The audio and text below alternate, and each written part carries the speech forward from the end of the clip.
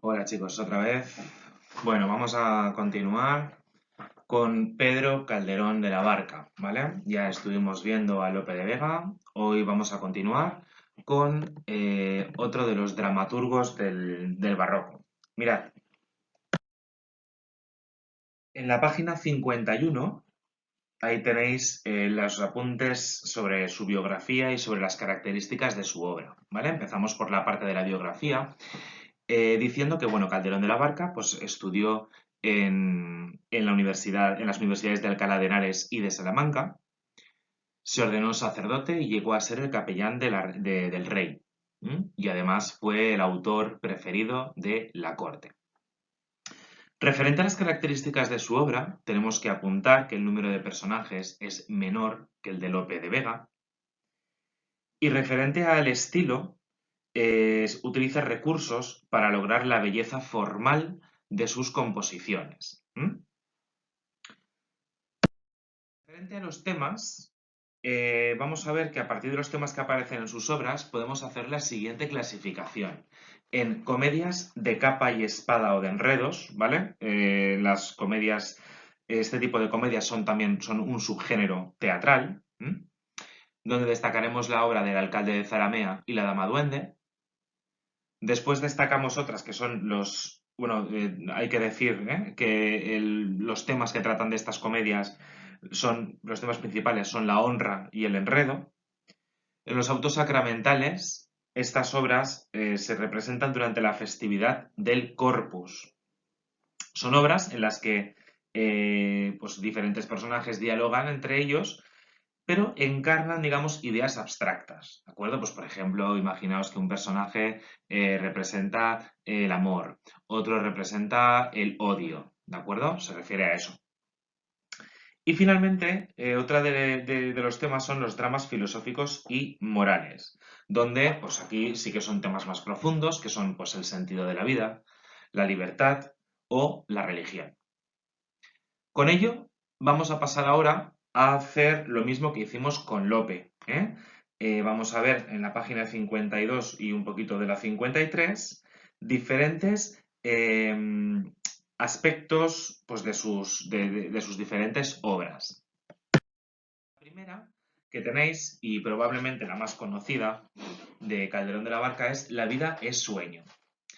A ver, en esta obra nos encontramos con el príncipe Segismundo, que aparece encarcelado desde que era niño. El motivo es que su padre, el rey Basilio, lo encerró porque un horóscopo auguraba que su hijo iba a ser un tirano. De ahí que estuviera toda su vida encarcelado en una torre. De mayor, el rey lleva a Segismundo ante la corte para ver cómo era su comportamiento. Y resulta que éste se comporta de forma violenta. Y por tanto Segismundo es devuelto de nuevo a la torre. Cuando despierta, Segismundo no sabe si lo que ha pasado ha sido un sueño o una realidad. De repente, un día hay una rebelión popular en el que Segismundo es liberado. Y Segismundo, ante ello, perdona a su padre, y finalmente se dispone a ser un rey justo. La siguiente obra es El alcalde de Zalamea. En esta obra nos encontramos con una compañía de soldados, un grupo de soldados que se alojan en Zalamea, que es un pueblo de Extremadura. El capitán de esta compañía se aloja en la casa de Pedro Crespo, que es un villano rico. Cuando el ejército se va, el capitán rapta a Isabel, que es la hija de Pedro Crespo, la viola y la abandona en un bosque hasta que su padre la encuentra. Crespo manda que el capitán sea apresado y este pide que sea perdonado si se casa con su hija. Por supuesto, Crespo no accede y ordena ajusticiar al capitán. El rey Felipe II finalmente interviene y deja a Crespo como alcalde permanente de Zalamea. Finalmente, Isabel, la hija de Pedro Crespo, acaba recluida en un convento. El médico de su honra. Mirad, esta obra está ambientada en Sevilla. Y aquí nos encontramos que el infante don Enrique, un día paseando con su caballo, se cae y es asistido en una finca cercana, donde va a reconocer a doña Mencía, una mujer de la que había estado enamorado y que ahora estaba casada con don Gutiérrez. Don Gutiérrez sospecha de la infidelidad, perdón, ahí pone fidelidad, no, bueno, sí, es lo mismo, perdón, sospecha de la fidelidad de su mujer y obliga a un cirujano a que la sangre hasta morir. El rey, que sabe que doña Mencía era inocente, obliga a don Gutiérrez a casarse con otra mujer, con Leonor, a quien éste también había abandonado por sospechas de infidelidad. Finalmente, al final de la obra, el personaje acaba preso por sus celos. La siguiente obra es La Dama Duende, en la que don Manuel se aloja en casa de su amigo don Luis y recibe regalos de una dama duende. Él no lo sabe, pero se trata de doña Ángela, que es la hermana de su amigo Luis. Una noche, el galán sigue a doña Ángela hasta sus aposentos y allí se los encuentra el hermano de Ángela y amigo de don Manuel, es decir, don Luis, quien desafía a su amigo para salvar el honor familiar. ¿De qué forma se va a recuperar ese honor? Pues finalmente los jóvenes se casan para remediar esa situación. Y finalmente, la última obra que tenemos es El Gran Teatro del Mundo. En esta obra se empieza con una introducción en la que el autor, ¿vale? Aparece con mayúsculas porque ese autor es Dios, conversa con el mundo con el fin de proponerle una comedia sobre el hombre. Van apareciendo diferentes personajes y cada uno de ellos recibe su papel. Ese papel que va a recibir, ¿vale? Si os acordáis que antes estábamos hablando de esos autos sacramentales, van a ser ideas abstractas, ¿de acuerdo? Ideas abstractas como, por ejemplo, pues puede ser la hermosura, la discreción, la muerte.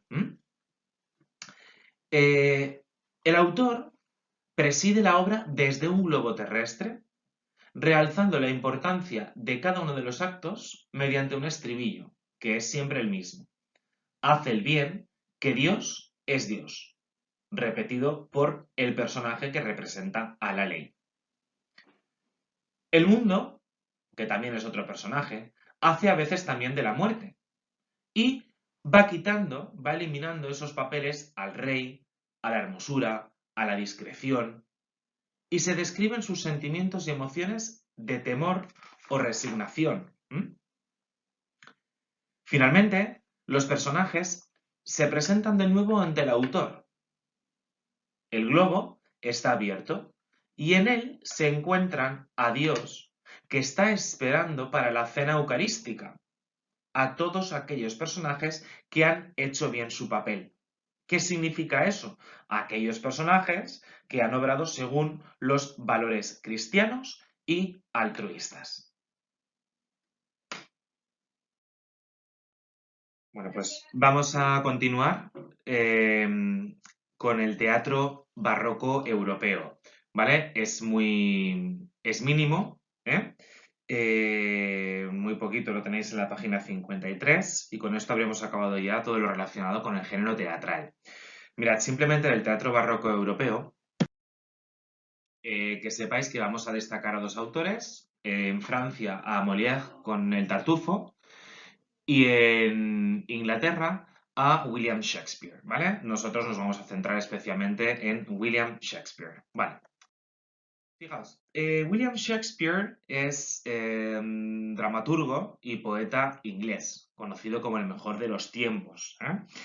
Con todo, hay que decir que fue su actividad como dramaturgo la que dio más fama a Shakespeare en la época. Su obra la vamos a clasificar en comedias alegres, en grandes tragedias o comedias oscuras y en tragicomedia. Mirad, ahí os hemos puesto algunas obras. Podríamos añadir una barbaridad, pero simplemente para que tengáis en cuenta aquellas pues, que son más importantes. Mirad, en cuanto a comedias alegres, tenéis Sueño de una noche de verano. En cuanto a grandes tragedias o comedias oscuras, aquí cabe decir podríamos decir que son las grandes obras de William Shakespeare en lo que es toda su producción teatral. De hecho, aquí tenemos, la estructura de estas obras siempre parten en la caída de un noble. Un noble que acaba siendo pues, víctima de presiones externas. Los grandes temas que aquí, o las grandes obras que incluimos en estas grandes tragedias, pues son, por ejemplo, tenemos a Hamlet, que refleja la incapacidad de actuar ante el dilema moral entre la venganza y el perdón. Tenemos a Otelo, donde aquí observamos esa crueldad de los celos. Y, por ejemplo, tenemos a Macbeth, con la cruel tentación del poder. Podríamos llegar a incluir, que seguramente esta obra será la que más conoceréis, a Romeo y Julieta, o incluso también al Rey Lear. No sé si, me imagino que Romeo y Julieta os sonará más. De hecho, en estos días que tenemos más tiempo, parece, os invitaríamos a que vieseis, por ejemplo, la película de, si la tenéis, o podéis haceros con ella, la película de Romeo y Julieta, o, por ejemplo, incluso la de Sueño de una noche de verano. También es verdad que si, por ejemplo, vieseis la de Hamlet y Macbeth, quizá Macbeth es igual un poquito más complicada, pero bueno, ambas están también muy bien. Y bueno, y finalmente, la temática que tenemos es la tragicomedia, donde aquí encontramos siempre con finales felices, y entre sus obras más importantes destacamos a Pericles y finalmente la última obra de William, que será La Tempestad. Pues mira, chicos, con ello ya tenemos todo el teatro acabado. Os hemos dejado, ya lo sabéis, en la parte de tareas, pues las tareas correspondientes con lo relacionado con el teatro. Y simplemente ya comentaros que la próxima sesión empezaremos con la forma de cómo realizar esos comentarios de texto teatrales, ¿vale? Ya lo iremos viendo y acabaremos también con la lírica, ¿de acuerdo? Pero ya os explicaremos cómo hacerlo en la próxima sesión. Por ahora, lo básico es el que nos vayáis siguiendo durante los diferentes vídeos que tenéis e ir subrayando, ¿de acuerdo? Venga, hasta luego, chao.